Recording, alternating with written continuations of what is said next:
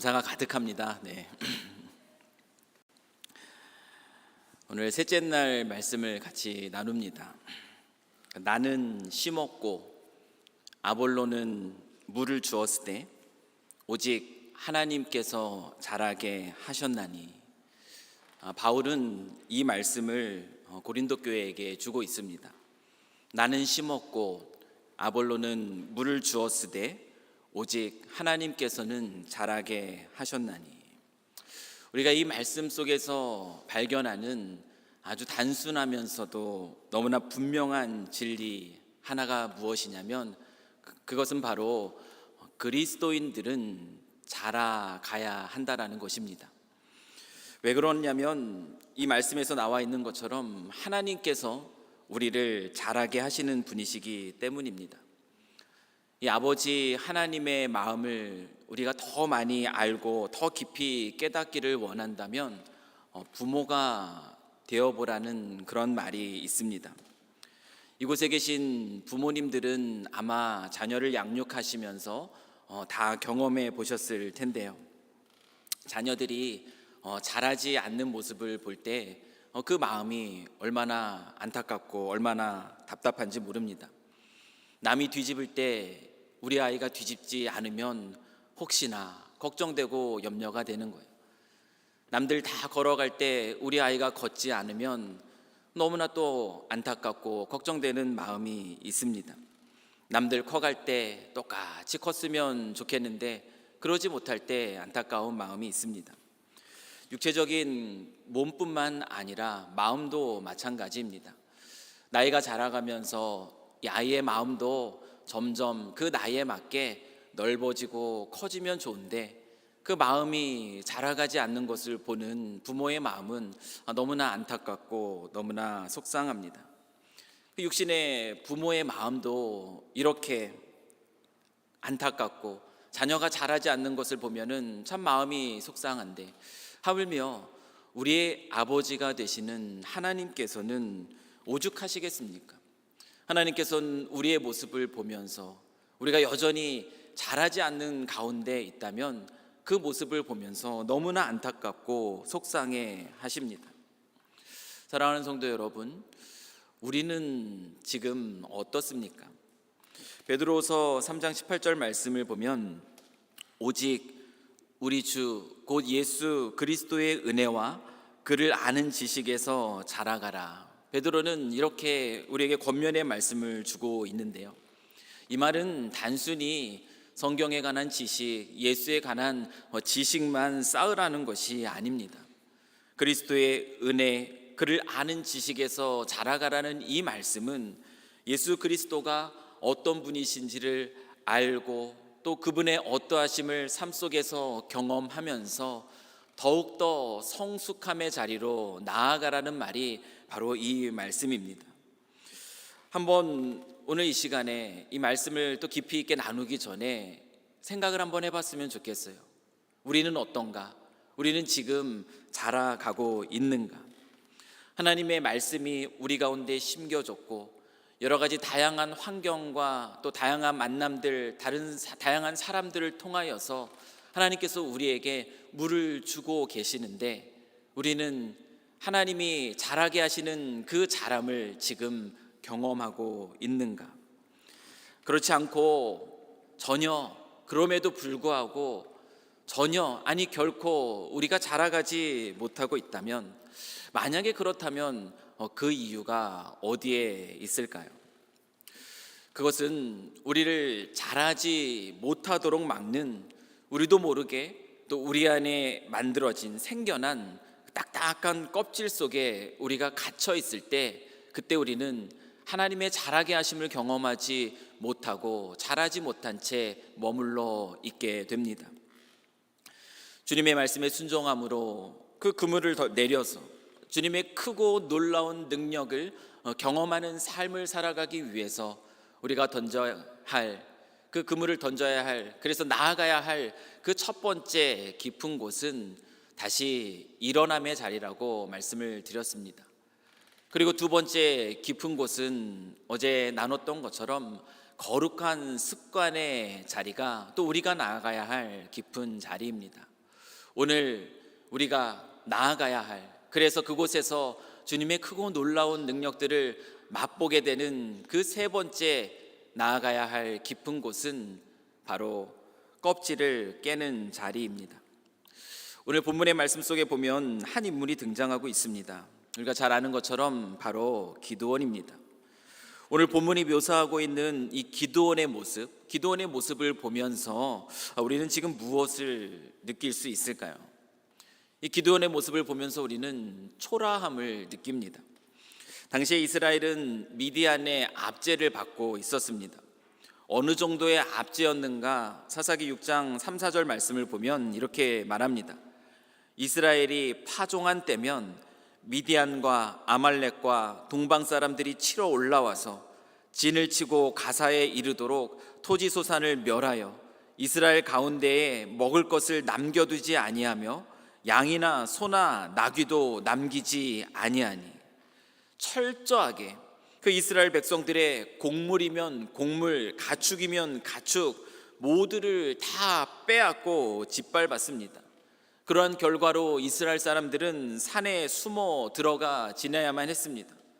이런 시대적 상황 속에서 기드온도 11절 말씀에서 얘기하고 있는 것처럼 미디안 사람에게 알리지 아니하려 하여 밀을 포도주 틀에서 타작하니라.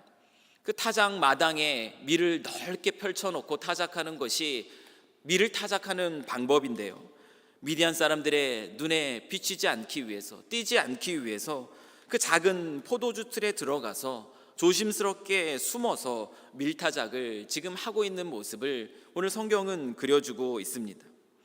저는요, 이 미디안 사람들의 눈에 띄지 않으려고 그 밀을, 그 생명과 관련된 중요한 곡식인 이 밀을 빼앗기지 않기 위해서 그 포도주 틀에 어쩔 수 없이 숨어 들어가서 밀을 타작하는 그 모습이 기드온을 초라하게 만든다고 생각하지 않습니다. 초라하기보다는 충분히 그럴 수 있는 환경이라고 말할 수 있습니다. 정말 이 안에 있는 기드온, 이 기드온을 초라하게 하게 만드는 것은 지금 그가 타작하고 있는, 밀을 타작하고 있는 그 모습이 아니라 여호와의 사자가 기드온 그에게 찾아와서 하나님의 말씀을 선포하고 있는데 그 말씀에 반응하고 있는 그 기드온의 그 어떠한 모습, 그 모습이 기드온을 지금 초라하게 만들고 있다는 것입니다. 여호와의 사자가 기드온에게 나타나서 어떤 말씀을 전합니까? 12절 말씀이에요. 여호와의 사자가 기드온에게 나타나서 12절 말씀처럼 이렇게 말씀하고 있어요. 여호와의 사자가 기드온에게 나타나 이르되 큰 용사여 여호와께서 너와 함께 계시도다 하매, 비록 포도주 틀에 숨어서 밀을 타작하고 있지만 여호와의 사자입니다. 여호와의 사자가 그에게 나타나 진리 되신 여호와의 말씀을 힘있게 지금 선포하고 있습니다. 이 말씀은 누구나에게나 다 해당되는 진리의 말씀입니다. 큰 용사여 여호와께서 너와 함께 계시도다. 이 말씀이 무슨 말씀입니까? 기드온뿐만 아니라요, 여호와께서 우리와 함께 하시면 그 누구라도 다 큰 용사, 강한 용사가 될 수 있습니다.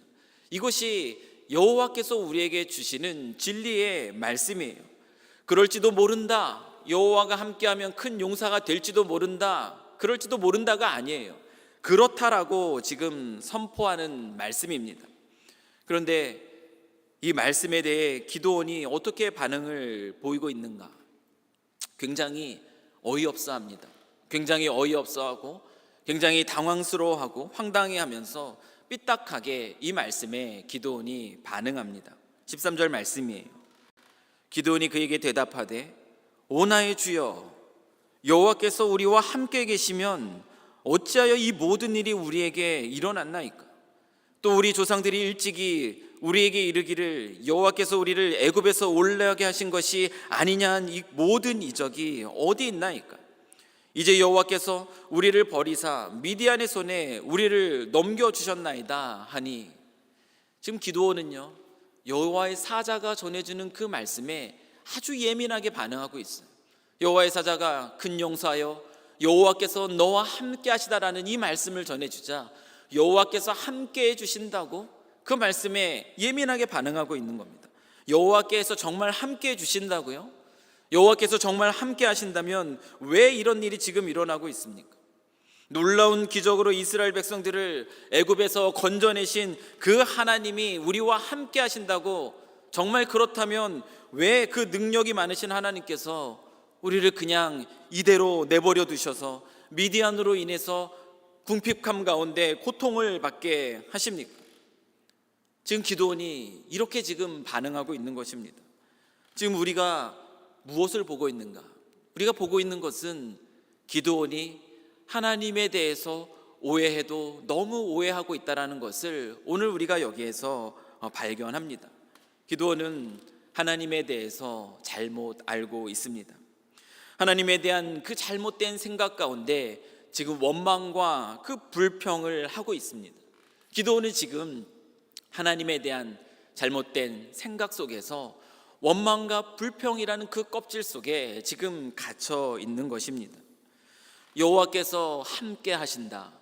여러분에게 있어서 이 말씀은 여러분에게 어떤 의미로 다가옵니까?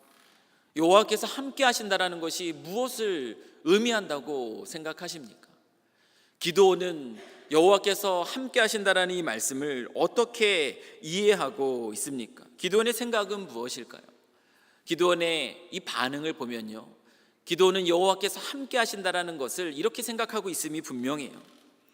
여호와께서 함께 하신다면 모든 일들이 다 잘 풀려야 되는 것이다. 기드온의 생각은 이것이에요. 여호와께서 함께 계시면 자기가 지금 수치스럽게 이렇게 포도주 틀에 숨어서 밀을 타작하는 이 일들이 일어나서는 안 되는 것이다라고 지금 기드온은 생각하고 있는 거예요. 여호와께서 함께 하시면 미디안으로 인해서 이와 같은 궁핍함에 우리가 처하는 것이 아니라 여호와께서 함께 하시면 우리가 부요함과 풍요함을 누리고 있어야 하는 것이 마땅한 것이다라고 기드온은 생각하고 있다라는 거예요. 여러분, 이 기드온의 이러한 생각이 맞습니까? 기드온의 생각이 맞아요? 전혀 그렇지 않습니다. 이스라엘에게 이러한 고난이 닥친 이유가 무엇입니까? 성경은 6장 1절 말씀에 그 이유를 분명히 밝혀주고 있어요. 이스라엘 자손이 또 여호와의 목전에 악을 행하였으므로 여호와께서 7년 동안 그들을 미디안의 손에 넘겨주시니, 이스라엘이 지금 이와 같은 고난과 고통을 당하고 있는 이유는요, 그들이 하나님을 떠난 죄를 범하고 있기 때문이에요. 그들이 하나님 앞에 범죄하였기 때문입니다. 그들의 범죄에 대한 이와 같은 징계가 왜 그들에게 주어졌는가? 우리는 그것을 압니다. 하나님이 이와 같은 징계를 그들에게 주신 것은 그들을 살리기 위함입니다. 하나님을 떠난 범죄함으로 인하여서 그들이 영원한 멸망에 빠지지 않고 그들을 깨우치고 또 그들을 돌이키고 그들을 회복시켜서 그들로 하여금 하나님과 함께하는 그 삶의 풍성한 은혜를 누리게 하기 위해서 지금 여호와 하나님께서 그들에게 고통, 그 고난을 통하여 그들을 깨우치고 계시는 겁니다. 여호와께서 함께 계시지 않기 때문이 아니라 여호와께서 함께 하시기 때문에 이 고난이 지금 이스라엘 백성 가운데 있는 것이에요. 자신이 겪고 있는 그 삶의 상황 속에서 이스라엘을 향한 하나님의 사랑이 무엇인지, 이스라엘을 향한 하나님의 선하신 뜻, 그 기쁘신 뜻이 어떻게 펼쳐지고 있는지 그것을 전혀 살펴보지 못하고 있어요. 누가요? 기드온이 그렇습니다.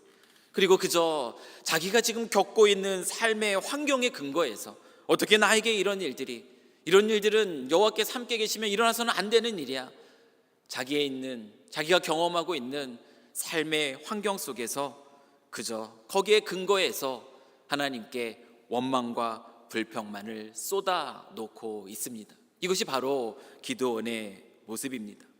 이처럼 우리가요, 하나님이 어떤 분이시다에 대해서 온전히 알지 못하고 여호와께서 함께 하신다라는 그 의미를 제대로 깨닫지 못하고 이 하나님에 대한 잘못된 이해 속에서 그저 원망만 하고 불평만 하고 이 원망과 불평이라는 껍질 속에 갇혀 지내고 있다면 우리의 신앙은 결코 자랄 수 없는 것입니다. 하나님은 우리가 자라기를 원하시고 자라게 하시는데 우리의 이 껍질에 갇혀 있어서 자라지 못하는 그 어리석음 가운데 있게 되는 것입니다. 우리는 기억해야 돼요. 여호와의 사자가 기드온에게 찾아와서 큰 용사여 여호와께서 너와 함께 하시다라고 말씀하실 때 그 여호와의 사자가 말씀하고 있는 여호와께서 함께 하신다라는 의미, 그 의미는 지금 기드온이 생각하는 그 의미와는 너무나 다른 것을 우리가 알아야 됩니다.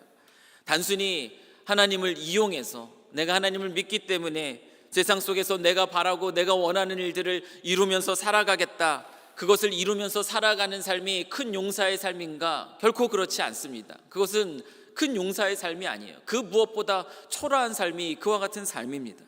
큰 용사의 삶은 어떤 삶이겠어요? 하나님이 어떤 분이신가에 대한 바른 이해입니다. 하나님이 어떤 분이신지에 대해서 바르게 이해하고 하나님이 자기와 함께 계시다라는 그 사실을 분명히 믿고 어떠한 상황 속에서도 어떠한 환경 속에서도 흔들리지 않고 그 하나님을 신뢰하는 믿음 속에서 오히려 하나님의 어떤 분이신지에 대한 풍성한 그 지식 가운데 하나님을 기대하면서 세상 한가운데 담대히 서서 하나님을 바라볼 수 있는 사람, 그 사람이 바로 강한 용사입니다. 지금 기드온은 그 원망과 불평이라는 껍질에 갇혀서 그 하나님 강한 용사로서 하나님 앞에 자라가지 못하고 있는 것입니다. 두 번째로요, 기드온은 부정적인 자존감이라는 껍질에 갇혀 있습니다. 여호와께서 너와 함께 계시다라는 이 말씀을 전해주신 이후에 여호와께서 기드온에게 또다시 이런 말씀을 전해줍니다. 14절 말씀이에요. 여호와께서 그를 향하여 이르시되 너는 가서 이 너의 힘으로 이스라엘을 미드안의 손에서 구원하라. 내가 너를 보낸 것이 아니냐 하시니라. 이 말씀이요, 얼마나 멋진 말씀인지 모릅니다. 이 말씀을 의역하면 이래요. 나 하나님이 너를 불러서 이스라엘을 위하여 너를 보낸다. 내가 너에게 사명을 맡길 때는 그냥 보내는 것이 아니다. 나의 힘이 너의 힘이 되는 것이다. 나를 힘입어 가서 이스라엘을 미디안의 손에서 구원하라. 지금 여호와의 사자가 전해주고 있는 말씀이 바로 이 말씀이에요. 이토록 멋진 말씀을 지금 기드온이 듣고 있습니다. 이와 같은 멋진 말씀을 들으면서 기드온은 지금 어떻게 반응하고 있습니까? 그 반응하는 모습이요, 너무나 초라해요. 우리 15절 말씀을 보십시오. 그러나 기드온이 그에게 대답하되 오 주여, 내가 무엇으로 이스라엘을 구원하리이까? 보소서, 나의 집은 므낫세 중에 극히 약하고 나는 내 아버지 집에서 가장 작은 자니이다 하니. 길게 말했지만 한마디로 말하면 못하겠다라는 겁니다. 그냥 내버려 두라는 말이에요. 사실 이 하나님의 부르심 앞에 이와 같은 반응은 기드온이 처음은 아닙니다. 모세도 그랬습니다. 우리가 잘 아는 것처럼 하나님께서 모세를 부르셨을 때 모세가 하나님 앞에 어떤 이야기를 하고 있습니까?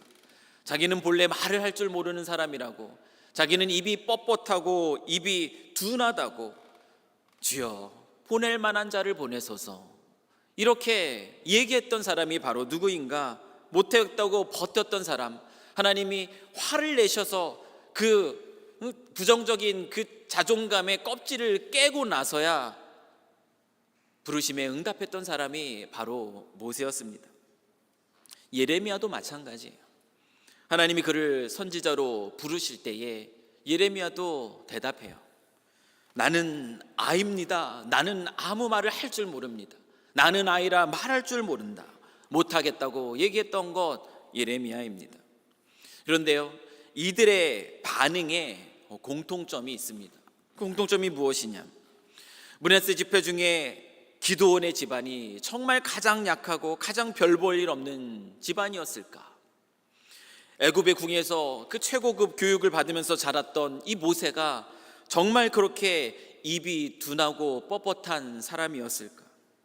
예레미야는 정말 말도 잘할 줄 모를 정도로 그렇게 어린 사람이었던가? 우리가 아는 것은 무엇입니까? 전혀 그렇지 않다라는 거예요. 기드온도 그렇고 모세도 그렇고 예레미야도 그렇고 다들 자기 자신에 대해서 과장되게 축소시키고 있습니다. 이러한 표현들은 단순히 겸손함의 표현으로 그냥 한 번 정도 그냥 인사치레로 아니 부족한 제가 어떻게 그런 일들을 할 수 있겠습니까? 그렇게 말하는 것이 아닙니다.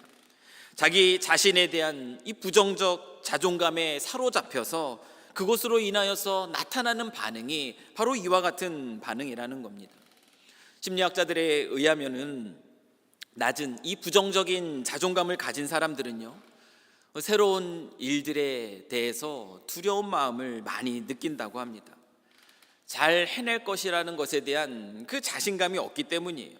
또 실패할지도 모른다는 그 마음 때문에 두려워하고 새로운 일들을 새롭게 시작하기보다는 주저하고 시작하더라도 많은 노력들을 하지 않는다고 합니다. 자기 안에서 발견되는 어떤 부족한 부분을 너무나 크게 보기 때문입니다. 자기의 지혜와 자기의 능력과 자기의 힘이면 무엇이나 잘할 수 있다고 생각하는, 내가 모든 걸 다 할 수 있다라고 생각하는 이 교만도 문제입니다. 그것도 문제이지만 지나치게 그 자기 자신을 축소시키는 것도 문제인 것이에요. 이러한 부정적인 자존감이라는 그 껍질에 갇혀 있을 때 우리 안에 나타나는 모습이 무엇인 줄 아십니까? 가장 대표적인 모습은 무엇이냐면 주저함이에요. 하나님의 부르심 앞에 순종함으로 나아가지 못합니다. 부르심에 순종하지 못하고 그저 머뭇거리며 주저하고 있을 때 우리의 신앙이 과연 잘할 수 있겠습니까? 잘하지 못하는 거예요. 하나님은 우리로 하여금 부르심에 순종하며 기쁨으로 하나님이 우리를 이끄시는 자리로 나아가는 가운데 우리로 자라가게 하세요. 그런데 이 부정적인 자존감의 껍질에 사로잡혀서 부르심에 반응하지 못하고 있다면 당연히 우리는 자라갈 수 없는 것입니다. 사랑하는 성도 여러분, 혹시 우리가 믿는 이 하나님에 대해서 우리가 잘못 생각하고 우리가 겪고 있는 이 삶의 환경에 매인 채 그저 오늘도 이런 것들이 이렇게 저런 것들이 저럼으로 인하여 원망하고 오늘도 불평하고 그것을 갇혀서 매여서 그렇게 살아가고 있지는 않습니까? 부정적인 이 자존감의 껍질에 갇혀가지고 내가 아니라 하나님께서 나와 함께 하시고 내 힘이 아니라 하나님께서 내게 공급해 주시는 힘으로 하나님의 부르심 자리에서 우리가 하나님을 놀랍게 경험할 수 있음에도 불구하고 그 부르심의 자리로 나아가지 못하고 아무것도 하지 못한 채 그렇게 머물러 있지는 않습니까? 그러므로 인해서 정말 우리 아버지 되신 하나님이 기뻐하시는 모습으로 더 자라가야 되는데, 더 자라가면서 그 하나님의 풍성하심을 더 맛보면서 누리면서 살아가야 되는데 그것을 누리지 못한 채 혹시 우리가 살아가고 있지는 않습니까? 하나님은 저와 여러분을 이 세상 속에 무엇으로 부르십니까? 오늘 이 말씀 속에서 확인하는 것처럼 하나님은 저와 여러분을 이 세상 속에서요 큰 용사로 부르십니다. 믿으십니까? 우리는 여호와 하나님께서 함께 하시면 누구나 다 그분 앞에서 큰 용사가 될 수 있습니다. 말씀드렸던 것처럼 이 큰 용사라는 것은 하나님이 함께 계시면 모든 일들이 다 잘 될 거라고 생각하며 그렇게 살아가며 그것을 이루어질 때만 하나님을 인정하고 고백하는 이런 삶을 살아가는 사람이 큰 용사가 아닙니다. 큰 용사는 어떠한 삶의 환경 속에서도 하나님의 선하심, 하나님의 크고 놀라우신 계획이 내 삶 속에서 어떤 모습으로 어떻게 펼쳐질까 늘 기대하고 늘 자신을 또한 돌아보고 늘 주변을 살피는 가운데 그 가운데서도 흔들리지 않는 거예요. 흔들리지 않는 믿음 가운데 하나님의 부르심, 또 우리를 또 이끄시는 그러한 자리에서도 우리를 부르시는 그 하나님의 부르심에 기대함으로 반응하고 그 가운데 또 그리스도의 선한 영향력들을 아름답게 또 기쁘게 펼치면서 살아가는 사람, 그 사람이 바로 큰 용사라는 것이에요. 저와 여러분은 이와 같은 큰 용사로 부름을 받았습니다. 우리가 하나님 잘하게 하심을 경험하면서 우리는 더 큰 용사로서 이 세상 속에서 참으로 멋지고 즐거움과 감사와 기쁨으로 가득한 그런 인생을 살아갈 수 있다라는 거예요. 우리가 이와 같은 삶을 살아가기 위해서 우리에게 필요한 것, 원망과 불평의 껍질을 깨뜨리는 것이에요. 원망과 이 불평의 껍질을 깨뜨리고 그리고 그 안에 소망과 인내가 흘러나와서 어떠한 상황 속에서도 어떠한 환경 속에서도 하나님을 바라보고 그분 안에서 자라가실 수 있는 저와 여러분이 되실 수 있기를 이 시간 간절히 축원합니다. 또한 우리에게 필요한 것은 원망과 불평의 껍질을 깨는 것과 아울러 우리 자신에 대한 부정적인 자존감의 껍질을 깨는 것이 필요합니다.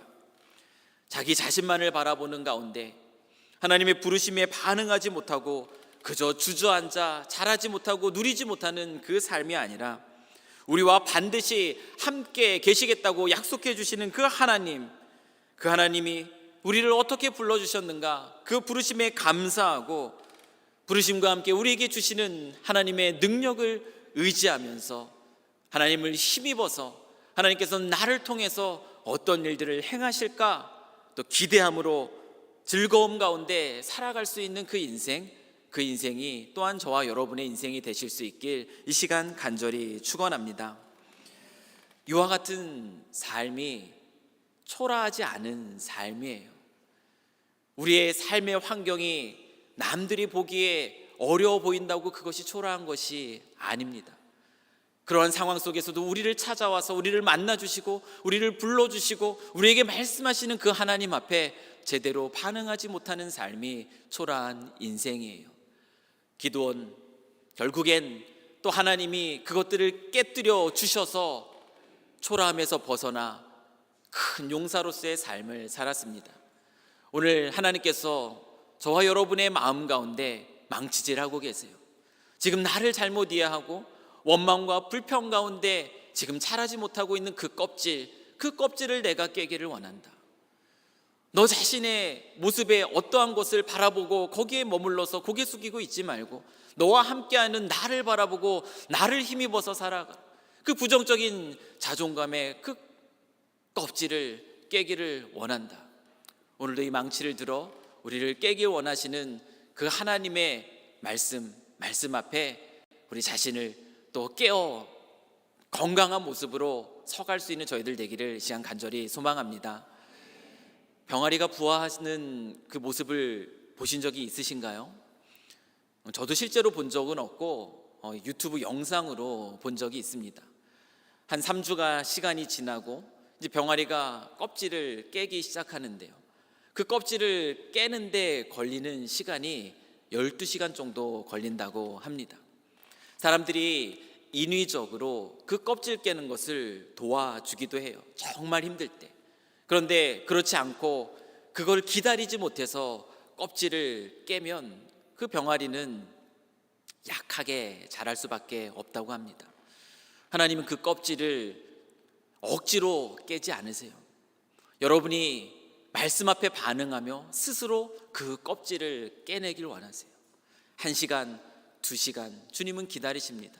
12시간 여러분이 그 껍질들을 깨고 건강한 모습으로 또 장성한 그러한 닭의 모습으로 자라가길 원하시는 것 기억하시면서 오늘 여러분이 깨어야 할 작은 부분부터 말씀을 의지하면서 깨내시고 그리고 하나님이 우리로 하여금 누리게 하시는 풍성한 삶을 맛보실 수 있기를 다시 한번 축원합니다. 우리 함께 기도하겠습니다.